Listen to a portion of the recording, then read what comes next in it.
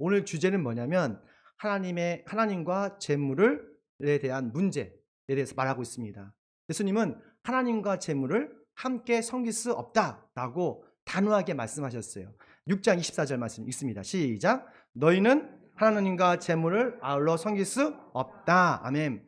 사실 예수님도 재물의 힘, 돈의 힘을 간과하지 않으셨어요. 사람들은 있잖아요. 하나님과 돈을 너무너무 좋아해요.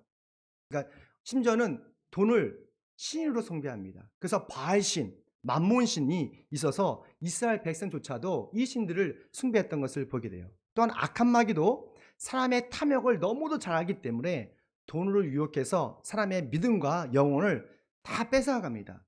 예수님의 제자 아시죠? 가룟 유다. 정말 가룟 유다가 열심히 아주 정직하게 그리고 아주 지혜롭게 하나님의 사역을 도왔지만 마지막에 은 30냥에 예수님을 팔아버렸잖아요. 그것은 돈의 유혹과 힘이 얼마나 강한지를 우리에게 말해주고 있는 거예요. 우리가 생각하는 것 이상으로 돈의 힘과 유혹은 대단한 거예요. 그래서 대부분의 사람들의 인생의 목적이 뭐예요? 하면 저는 부자가 되는 거예요. 돈을 많이 버는 거예요 라고 생각을 하고 그렇게 말을 해요. 그런데 예수님은 하나님과 재물을 함께 섬길 수 없다고 하셨어요. 재물은 하나님을 섬기기 위한 도구이지 우리의 목적이 아니라고 단호하게 말씀하고 있어요. 왜냐하면 하나님께서 금과 은과 돈을 창조하신 주인이기 때문에 그래요. 그렇다면 복의 근원으로 사는 사람들은 하나님과 재물을 어떻게 이해하고 살아야 하는가, 그리고 하나님의 나라와 공의를 먼저 구하면 우리가 먹고 사는 문제는 본질적으로 누가 책임을 질까? 말씀을 통해서 함께 살펴보겠습니다. 우리 함께 읽습니다. 시작. 하늘 아버지께서 우리의 양식을, 아멘. 누가 책임져 주신다고요? 하늘 아버지께서 우리의 모든 먹을 것들, 목숨을 자주우지하는 모든 것을 책임져 주신다고 말하고 있어요. 사람들이 매일마다 돈 걱정하는 이유는 그런 것 같아요. 먹고 사는 문제가 달려있기 때문에 그런 것 같아요. 우리가 하늘에 소망을 두고 살아가지만 먹고 사는 문제는 현실적인 문제잖아요. 우리 아내와 가끔 대화하면 그럼 우리 먹고 사는 문제, 돈에 대한 문제를 가끔 얘기를 해요. 대부분의 사람들은 돈이 있어야 먹고 산다고 합니다. 나름 일리가 있어요. 그러나 항상 그것이 옳은 것은 아니에요. 사실 하나님의 도움이 없이는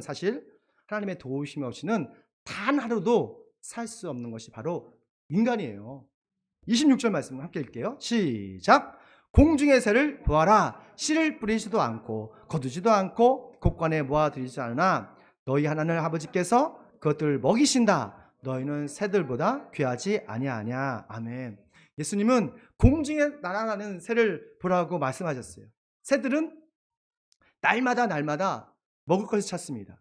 아마도 새들이 그 사냥 기술 있는 사냥 기술 있는 새는 날마다 먹이 사냥을 잘할 것 같아요. 그런데 아무리 사냥 기술이 뛰어나도 그 날씨, 환경, 바람이 잘 조건이 되지 않으면 어떻게 될까요? 새는 사냥할 수가 없는 거예요. 그러니까 잘 보면 하늘 아버지께서 치밀하게 아주 그 새들을, 모든 자연의 섭리들을 잘 돌보고 계신 거예요. 주님께서 이 모든 자연 세계를 잘 돌보고 계시기 때문에 저 하찮은 새들조차도 하루하루를 사냥하며 살 수 있다는 것이죠. 이 환경을 만드신 분은 바로 창조주 하나님이십니다. 여기 보니까 예수님께서 하나님을 하지 않고 뭐라고 하죠? 하늘 아버지라고 부르셨어요. 하늘 아버지께서 새들을 이렇게 말씀하셨어요. 그러면 하늘 아버지라면 우리는 뭐라는 거예요? 우리는 하나님 아버지의 자녀라는 거예요. 우리는 하나님의 사랑을 받는 자녀라는 거예요. 우리 자녀들이 아무리 못되고 어리석고 형편없을지라도 우리는 우리 자녀들에 대한 책임이 있어요. 같이 아파하고 같이 기뻐하고 우리 자녀를 끝까지 책임지려는 그런 마음이 있습니다. 왜냐하면 우리는 부모니까. 근데 여기 성경 보니까 하나님 아버지라고 해요. 아버지. 그러니까 우리가 하나님의 자녀이기 때문에 하나님께서는 우리를 끝까지 책임져 주신다는 거예요. 그러니까 염려하지 말라는 거예요. 우리는 가끔 하나님 앞에서 우리의 가치를 잃어버릴 때가 많은 것 같아요. 우리가 하나님 아버지의 사랑받는 자녀임에도 불구하고 애완동물보다도 더 하찮은 존재라고 생각하는 경우가 있어요. 하나님 아버지는 그분의 사랑하는 자녀를 절대로 굶기지 않으십니다. 우리는 하나님의 아버지 사랑을 받는 그런 하나님의 자녀라는 상식적인 믿음만 있어도 있잖아요. 쓸데없는 걱정하지 않아요. 여러분 쓸데없는 걱정하지 마십시오. 걱정하지 말고 우리 하나님 아버지께 우리 모든 염려를 다 맡기십시오. 여러분 직장에 대해서, 자녀에 대해서, 그리고 여러분 일하는 모든 것에 대해서 근심 걱정을 주님께 맡기십시오. 그러면 하나님의 놀라운 기적을 경험하게 될 것입니다. 베드로전서 5장 7절 말씀 함께 했습니다. 시작. 여러분의 걱정을 모두 하나님께 맡기십시오. 하나님께서는 여러분을 돌보고 계십니다. 그래서 이것은 주님의 명령입니다. 근데 우리 너무너무 먹을 것에 대해서, 살 것에 대해서 너무 걱정을 해요. 걱정 대신 뭐라고요? 주님께 맡기는 기도를 하시라는 거예요. 제가 벌써 목회가 지 19년이 됐어요. 목회를 하다 보니까 그만두고 싶은 생각이 들 때가 몇 번이 있었어요. 어려운 시기가 있었어요. 근데 그때마다 하나님께서 사람들을 보내주시더라고요. 그리고 여러 가지 형편을 또 새롭게 하시더라고요. 그걸 보면서 하나님 아버지께서 날 도와주고 계시구나 라는 것을 많이 느꼈어요. 하나님께서 여러분을 도와주고 계십니다. 염려하지 마십시오. 걱정하지 마십시오. 그 대신 그것을 주님께 맡기는 기도를 하십시오. 홋카이도 섬에 있었던 그 히로키 목사와 만나서 우리 한 10시간 동안 대화를 했던 것 같아요. 근데 그 간증을 하시더라고요. 자기가 그곳에서 10년 동안 목회를 하면서 참 많은 하나님의 기적을 경험했다고 하더라고요. 후원을 많이 받지 못했대요. 그래서 자녀가 4명이 있거든요. 12살, 10살, 8살, 6살이에요. 1년토로 4명을 낳았어요.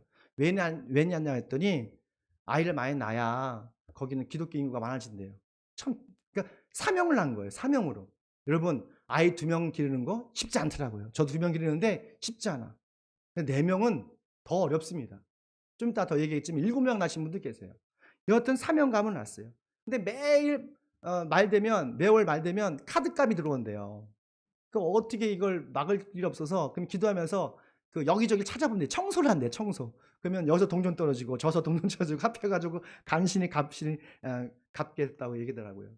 가봤더니 놀랍게도 이번에 이사를 하게 됐대요. 작은 아파트에서 2층 건물로.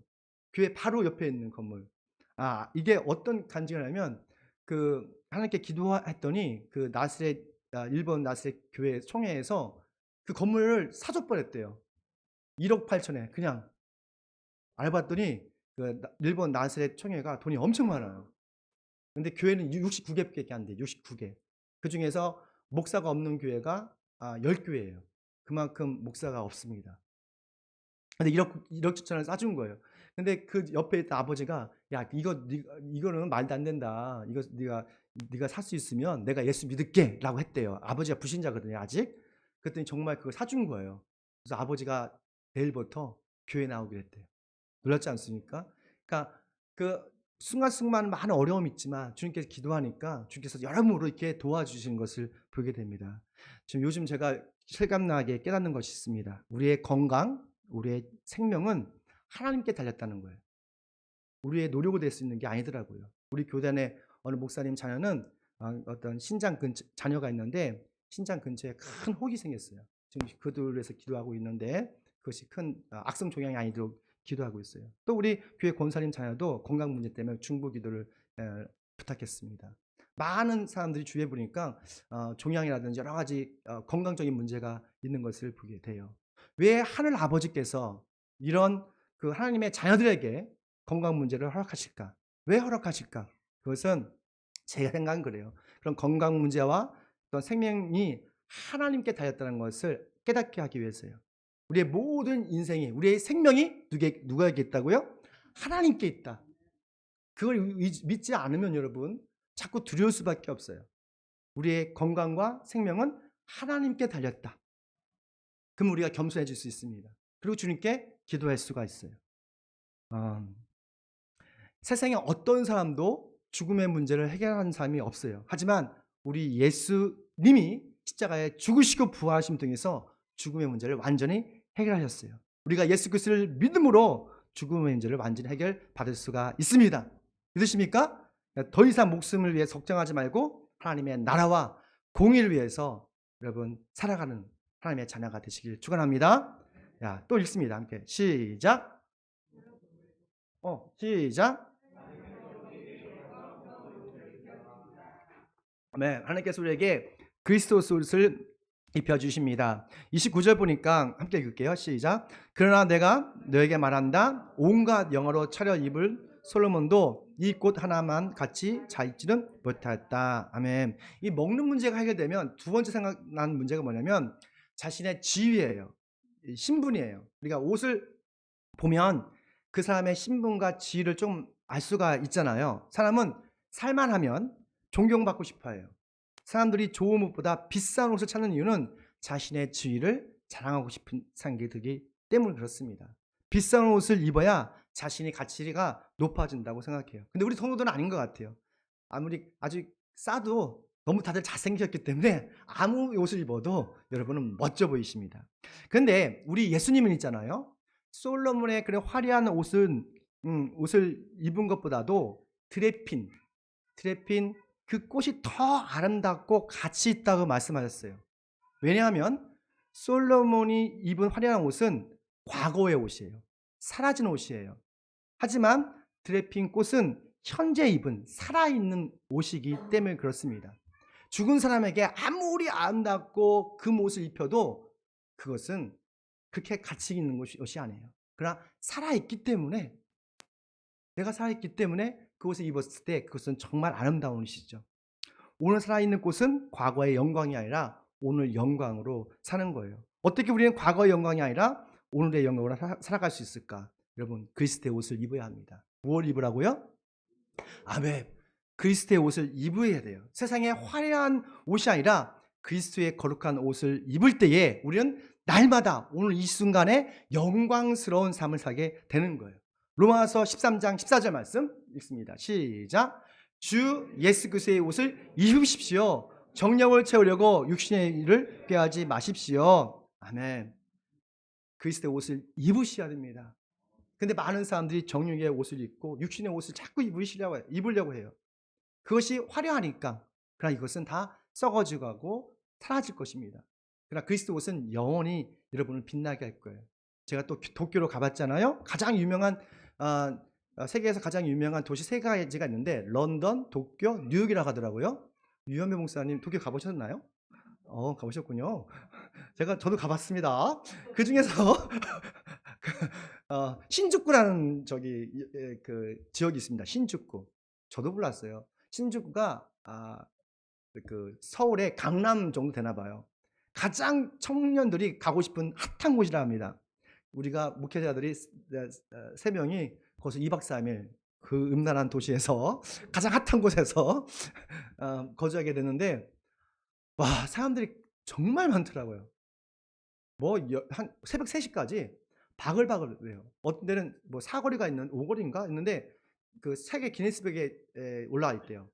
그 많은 사람들이 한꺼번에 확 건너는 그런 거기 사진도 찍고 동영상도 찍었는데 은혜가 되지 않아서 올리지 않았습니다. 근데 정말 수천 명이 막 갑자기 그 가로질러서 쫙 가는 거예요. 그 둘에 보니까 너무 이게 낮인지 밤인지 모를 정도로 화사해요. 그리고 고양이를 좋아하대 거기는.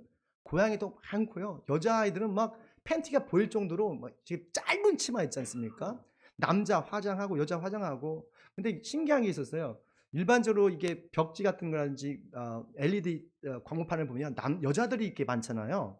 그건 남자들이 많아요. 남자들이 아주 예쁘장해 가지고 7, 8명씩 탁탁탁탁 BTS처럼 이렇게 쫙 이렇게 광고하고 있어요. 알고 봤더니 우리가 쉽게 말하면 남창들인 것 같아요. 여창 남창처럼 이렇게 호스트바 그런 남자들을 쫙 전시하는 거예요. 와, 그거 보면서 정말 화려한 옷을 입고 있고 정말 그 많은 청년들이 보는데 소돔과 고모라성 같은 느낌이 들었어요. 그러니까 그 청년을 보면서 저는 도쿄에서 재미가 없었어요, 사실은. 하나도 재미없었어. 하나도. 도쿄 타워도 보고 하는데 좀 많이 불쾌했어요. 좀 힘들기도 하고. 대부분의 청년들이 인생의 목적이 없어요. 그냥 술 마시고 쾌락하고 섹스하고 쾌락에 빠지는 것을 보면서 좀 마음이 아팠어요. 어떻게 보면 그것이 솔로몬이 입었던 그 화려한 옷이 아닌가라는 생각을 했습니다. 그들이 필요한 것은 솔로몬의 화려한 옷이 아니라 그리스도의 정결한 거룩한 옷이라면 저는 믿습니다. 어떻게 하면 그래서 어떻게 하면 그들에게 그리스도의 옷을 입혀줄까라는 그런 고민을 좀 하게 되는데 참 쉽지는 않습니다. 우리가 인류 역사상 최초로 옷을 만드신 분이 있어요. 여러분 누구시죠? 하나님이세요. 여러분 아시죠? 하나님께서 최초의 디자이너이세요. 아담이 불순종해서 부끄러워하고 어떻게 할지 모르고 있을 때 하나님께서 어린 양을 잡아서 그에게 가죽 옷을 입혀주셨어요. 그 어린 양은 누굴 의미합니까? 예수 그리스도를 의미합니다. 우리의 수치심, 우리의 불안, 이 모든 걸 덮을 수 있는 것은 바로 예수 그리스도세요. 창세기 3장 21절 말씀 함께 읽습니다. 시작. 주 하나님이 가죽 옷을 만들어서 아담과 그의 아내에게 입혀주셨다. 아멘. 그래서 여러분 예수 그리스도의 옷을 입으셔야 돼요. 예수 그리스도의 옷을 입는다는 것은 예수 그리스도를 믿고 세례를 받는 겁니다. 우리가 예수 그리스도의 옷을 입으면 우리는 왕과 같은 그런 거룩한 존재가 됩니다. 그리스도의 옷은 그분의 인격과 성품과 권능을 의미하고 있는 거예요. 하나님은 자신의 능력을 그리스도의 옷을 입은 사람들에게 기꺼이 주는 것을 기뻐하세요. 세상의 욕망의 옷을 벗어버리고 그리스도의 거룩한 옷을 입으십시오. 영광스러운 하나님의 자녀로 살아가길 축원합니다. 그러면 마지막으로 더 이상 먹는 문제 그리고 있는 문제 다 해결했으니까 우리는 무엇을 걱정할까요? 마지막입니다. 함께 했습니다. 시작. 나라와 공의를 구하라. 그러니까 모든 거 걱정하지 말고 하나님의 나라와 공의를 구하라 라고 말씀하고 있어요. 우리 33절 말씀 함께 했습니다. 시작. 너희는 먼저 하나님의 나라와 하나님의 위를 구하라. 그리하면 이 모든 것을 너에게 더해주실 것이다. 아멘. 그러니까 우리가 걱정할 것, 먹고 살 문제가 아니라 사실은요, 하나님의 나라와 위를 먼저 생각했다면 우리는 더 풍성한 삶을 살 수 있다는 거예요. 그리고 내가 이 모든 것을 더해줄게, 더 풍족하게 해줄게 라고 주님께서 약속하셨어요. 여러분 약속 믿으십니까? 그러면 하나님 나라와 위를 먼저 생각하십시오. 아침에 일어나자마자 뭐 먹지? 뭐라도 하나님 나라와 위를 위해서 내가 어떻게 살지? 라고 생각했으면 좋겠어요. 우리의 인생의 목적은 하나님의 나라와 공의입니다. 하나님의 나라는 예수님을 통해서 세상에 이미 들어왔어요. 우리가 예수를 믿는 순간 하나님 나라는 여러분의 마음속에 쑥 들어와 계십니다. 여러분 마음속에 항상 평안하고 하나님 나라를 오늘 이 순간 누리신다면 여러분 정말 예수님을 믿는 거예요. 우리가 예수님이 하나님이기 때문에 우리 예수님 믿으면 하나님 나라가 내 안에 들어오죠. 그러면 우리 안에 하나님 나라가 임함이 있잖아요. 그냥 살지 않습니다. 딱 한 가지로 해서 살아요. 사명. 뭐로 산다고요? 사명으로 살아요. 사명. 여행을 해도 선교 여행을 하고 살아도 전도를 위해서 삽니다. 제가 일본 비행기 탔는데 감사하게도 옆에 사업가가 탔어요. 근데 딸하고 아내하고 여행을 간대요. 홋카이도로. 그 많은 눈이 많이 오는데 그래서 제가 먹을 것을 좀 줬어요. 사탕하고 몇 가지 소세지를 딱 주면서 드시라고. 그러니까 그때부터 대화를 시작했어요. 그걸 알고 봤더니 H그룹 대그룹의 임원이더라고요. 임원인데 자기는 젊었을 때 예수님을 믿었대요. 유교였대요. 그래서 군대 가서 군종했대요. 그리고 군대 제대하고 다시 불교 신자가 됐대요. 참 특이한 케이스다. 그리고 자기는 세계를 많이 여행한대요. 그랬더니 자기 사는 곳이 제가 보기에는 독일이 가장 아름답다 하더라고요. 그래서 그런 말을 하면서 그래서 전도를 하게 됐어요. 내가 예수를 믿지만 다른 종교를 찾아봤더니 많은 좋은 분이 있다. 말씀도 잘하시고 우리에게 많은 가르침 주셨지만 깨달음 주셨지만 나를 위해서 희생하신 분, 나를 위해서 죽으신 분은 딱 한 분이더라. 예수 그리스도다. 라고 했더니 자기는 예수 알았지만 예수를 믿지 않는 이유가 뭐냐면 하나님을 추종하는 게 싫대요. 추종하는 게. 하나님만 경배하는 게 싫대요. 자기는 부처를 믿으면 자기가 부처가 되는 거예요. 그거 어디서 많이 들었거든요. 그러니까 자기가 부처를 믿으면 자기가 부처가 된대. 이게 이상한데 이거? 그래서 기독교는 싫대. 이 사람이 불교를 잘 모르는 것 같아. 그래서 그게 아니라 우리가 하나님을 믿으면 하나님과 동행하는 것이지. 하나님과 동행하는 것이고 내가 어떻게 보면 작은 예수가 되는 건데 여튼 하나님과 동행하는 것이 하나님만 추종하는 그런 것이 아니다. 이렇게 좀 말씀드렸습니다. 하여튼 그분이 정말 다시 한번 예수를 믿고 정말 살기 하나님을 경험했으면 좋겠다는 생각을 하게 돼요. 우리가 여행을 하더라도 뭘 위해서? 사명을 위해서 좀 여행 좀 했으면 좋겠어요. 사실 훅가이드는 너무 좋았어요. 선교도 하고 기도하고 막 하는 것도 좋았는데 도쿄는 도쿄는 아니에요. 제 스타일이. 막 보는 거 누는 거. 하지만 그 안에 깨닫는 것은 어떻게 하면 그들에게 복음을 전할까라는 것을 조금 그 생각하는 시간이었습니다. 그곳에 가서 여러분 40대 후반인 토모 목사님을 만났는데요. 거기 가장 큰 교회예요. 그 목사님의 자녀가 7명이랍니다. 그 어머니도 아버지, 할머니도 다 기독교 집안이래요. 4대째. 근데 그 어머니도 4명의 아이를 낳았대요. 근데 그 아이들이 다 나서 그 4명이 다 또 아이들을 5명, 6명씩 낳았대요. 근데 사실 7명 낳기 쉽지 않잖아요. 저보다 어린데 48 정도 됐는데 아이를 7명 낳았어요. 왜 이렇게 많이 낳았더니 내가 아이를 많이 낳아서 우리 가정이 기독교화 시키기 위해서 했대요. 그래서 정말로 그 집안이 다 모이면 30명이래요. 그러니까 그게 다 기독교인이래요. 그러면서 아이를 낳더라도 뭐를 낳았어요? 사명감을 낳더라고요. 야곱이 아이를 많이 낳아서 하나님의 가족을 만든 것처럼 자기도 그렇게 많이 낳아서 전도를 하기 정말 힘드니까 전도가 안 되니까 아이들을 많이 낳아서 양육해서 하나님의 사람을 세우는 거예요. 우리 청년들이요, 결혼해서 전도 못하면 아이를 많이 낳으셔야 돼요. 아셨죠? 현호가 아이 많이 낳자. 내가 길러줄게. 5명 정도 낳아야 될 것 같아. 진짜 인구가 너무 여러분 이게 웃을 일이 아닙니다. 진짜 우리나라 정말 심각합니다. 작년에 25만 명 낳았어요. 올해는 20만 명, 내년은 15만 명. 그러면 우리나라 진짜 10년 후에는 없어질 수도 있어요. 20년, 50년 되면 없어질 수도 있어요. 그러니까 우리 전도 못하면 악이라도 낳던지 입양을 하든지 했으면 좋겠습니다. 먹든지 마시든지 무슨 일 하든지 하나님의 영광을 위해서 하십시오. 정말 하나님 나라를 확장하기 위해서 자녀도 많이 낳는 것, 이것이 어떻게 보면 지혜로운 믿음의 행동입니다. 그래서 하나님의 나라가, 의가 이 땅 이루어지길 축원합니다.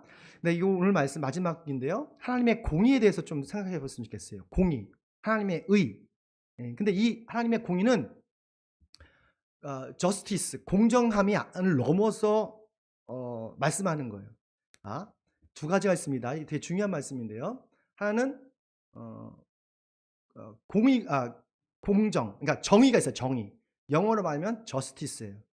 공의는 righteousness, 의로움이에요. 정말 중요한 말씀이에요. 율법은 정의예요. 즉 모든 것의 기준점이에요. 이 기준점을, 그러니까 옳고 그름을 알려주는 것이 바로 justice, 정의예요. 정의. 그렇지만 공의는 아니에요. 옳은 일, 바른 일을 우리는 공의라고 해요. 우리는 하나님의 나라와 공의를 이루는 것이지 하나님의 나라와 정의가 아니란 말이에요. 그러니까 예를 들면 이런 겁니다. 안식일을 거룩해서 거룩히 지키라 했어요. 맞죠? 그러면 안식일을 거룩하는 건 죄죠. 죄의 싹은 사망이죠. 근데 예수님은 38년 된 중풍병자를 안식일에 치료했어요. 그러자 주변에 있는 유대인 사람들이 했어요. 야, 안식일에 사람을 치료하면 어떡해? 라고 말했어요. 맞는 말이에요? 틀린 말이에요? 맞는 말이에요. 율법적으로 맞잖아요. 안식일에 아무거나 하면 안 되는데. 근데 공의적인 표현에서, 의로운적인 표현에서는 예수님은 의로운 일을 하셨기 때문에 아무런 문제가 없는 거예요. 이해하시죠? 정의와 공의는 달라요. 또 있습니다. 그러니까 하나 생명을 살리고 복음을 위해서는 어떤 일을 해도 가능하다는 거예요.